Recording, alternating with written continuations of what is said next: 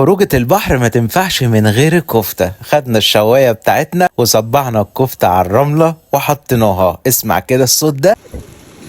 لايك وفولو وشير بسرعة عشان هقولك على سر محلات الكفتة حالا.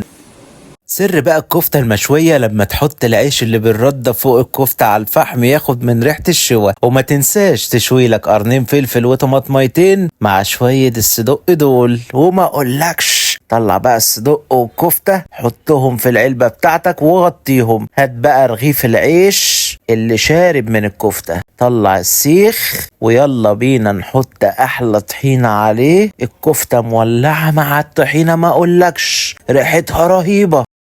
ويلا بسم الله، طعم ولا اروع. لو كنت معايا كنت هتحط ايه تاني على السندوتش ده؟ السندوتش التاني بقى نحط عليه شوية الطماطم المشويين والفلفل المولع نار، والضرب ما اقولكش رهيب.